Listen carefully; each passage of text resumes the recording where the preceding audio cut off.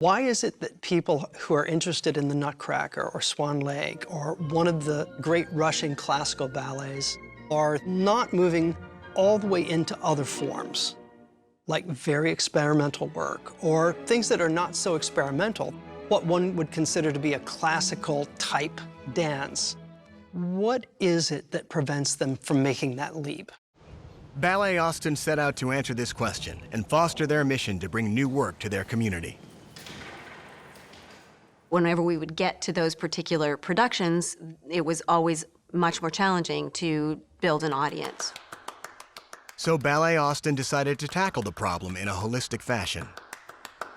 To that end, we arranged our repertoire in a continuum, which we called the familiarity continuum. Moving along the continuum, starting from the left with the bucket of the classical work, very familiar. The next bucket was work that had a narrative, but was perhaps a less well-known narrative. The third bucket is work that would have some level of familiarity based upon some other element. Primarily what we found is a composer. And then at the far right is work that is very, very new, or a choreographer that's less familiar, particularly within our audiences. Ballet Austin had some key assumptions about audience behavior in relation to their continuum. We thought they'd kind of march across the continuum. They kind of go from, come in for Nutcracker and maybe try out something else, and then eventually, in 3 to 5 years, we would move them along to the other side of the continuum. I think we were under the assumption that people gradually warm up to non-narrative new work or things that veer away from that very classical style of ballet. They commissioned market research to test those assumptions and use their continuum to inform both survey questions and people selected for focus groups. The screeners actually let us meet people that had purchased along the continuum. People that had purchased very familiar works with a strong narrative on one end, and then on the other end, a choreographer you may not know, music that may be brand new, and absolutely no presence of narrative. And then from that process, we went into the quantitative research. And that was about a 15-minute survey that was based off of what we learned from the audience members in that focus group process. We are looking to compare the post-performance survey that we've just received with the results that we have in February. We were really interested in looking at our single-ticket buyers and what they were doing and thinking. And we stayed at that process until we had, I think, over 1,500 responses. The market research results were a surprise and challenged Ballet Austin's initial assumptions. People enter and move in every direction along the continuum. What the market research really revealed to us is that there's no demonstrable march from one end of the continuum to the other. We thought we would have this wonderful map of how people moved, and it was just going to be a matter of seeing what helped them move quicker. And really what we discovered is you really can't see that kind of movement, or not yet. That's not what the data suggests. The research demonstrates not everyone enters the continuum at the same place. For some people, a narrative is needed to appreciate what's happening on stage, while for others, it can be a distracting element. I'm not thinking about how long until, the rat murders the king, or how long until some pointless narrative is over. All I'm thinking about is just the beautiful, beautiful music and the beautiful movement up on the scene. Once we'd done the research and we went back and revisited the idea of the continuum, what was very helpful was it gave us a vocabulary to be able to talk about our repertoire. It gave us some goals. Perhaps the biggest surprise the market research revealed was that people need more information about ballet in general, not just a particular new work. And I think that's one of the greatest challenges is people being afraid to come into a situation where they don't know how they should react. They don't know what should be important. They don't know what they're seeing on stage. And so honestly, they would want to stay away from it because they want to feel good about their choices. They want to make sure their choices make them feel good about themselves. The idea of familiarity seems to imply that people need information to help them become more familiar with all aspects of a particular production, whereas uncertainty is much more personal. And so you can give somebody a lot of information, but that's not necessarily going to reassure them that they're going to belong in that audience, that they're going to be able to engage with the material, that they're going to enjoy being in that audience. Until the market research came back, Ballet Austin hadn't realized that an audience member's comfort level encompassed many things and is unique to each person's previous experiences and preferences.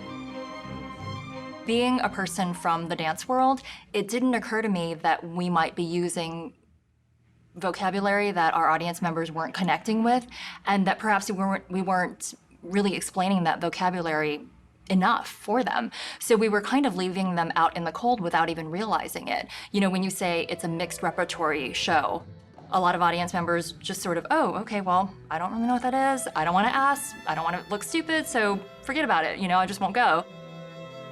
And so now what we're trying to do is figure out what are the elements of that gap and what are the cues that we need to use that will help each audience member that has that gap of uncertainty close it. It is really intricate, the types of formations that they're making. It's not With these new insights, Ballet Austin wants to provide audiences with more information about ballet as a whole and what it's like to attend a Ballet Austin performance. And that means some big changes. Are the dancers going to make it? And then they do. In the process of working on this project, we'd eliminated some programs that we had really warm feelings about that weren't producing any result at all. But the other side of that is when you let that go and you think about new opportunities, really wonderful things start to happen. This project was a way to research with our audience members how to best communicate to them about work that is less familiar to them so that they would feel comfortable taking the risk, you know, paying for a ticket, coming to the theater, and then engaging with the ballet. We're more aware of trying to give an essence of what it feels like to be on the receiving end of the work, as opposed to what it felt like while the work was being made. I've typically only seen the traditional ones, but I really enjoyed it a lot. It made me think a lot, and it was a little different, which kept me interested for sure. We've got you guys here, and we've got Frank here, and I wonder if... Ahead of performances, Ballet Austin live-streamed rehearsals that featured commentary from Stephen Mills and others, explaining some of the elements of the upcoming show. In the qualitative research, where people talked about wanting to have an idea of what it was going to be like. And video is a way where you can give people a better sense of what it's going to be like. And so we really started to do that in a much more intentional way. We found with our latest work, we could just see the needle just moving. We could just watch the sales happen within 24 hours of release of this digital content. I saw the previews on my iPhone, and I had to come. We've talked about what we've done from the research in terms of the qualitative and the quantitative and these different programs, these engagement programs that we've launched. Our next focus is going to be on the overall customer experience because Relying on market research, Ballet Austin went back to the drawing board to design new and different engagement activities that they hoped would be most effective. I can guide them into the door that's right there. We learned that there is a social connection with us. It's all about the people in their lives and the people that are with them, and the experiences that they're having together while we are engaging them. And then there's another connection, and these connections are not mutually exclusive, and one can have both a social connection and this other connection, which is intellectual and emotional. Classical, formal ballet shapes. We need to have both of those things covered in order to have full engagement of our audience. Ballet Austin focused their in-person engagement activities on these two types of connections. One major initiative, Balletomania, is aimed at those looking for an intellectual and emotional connection.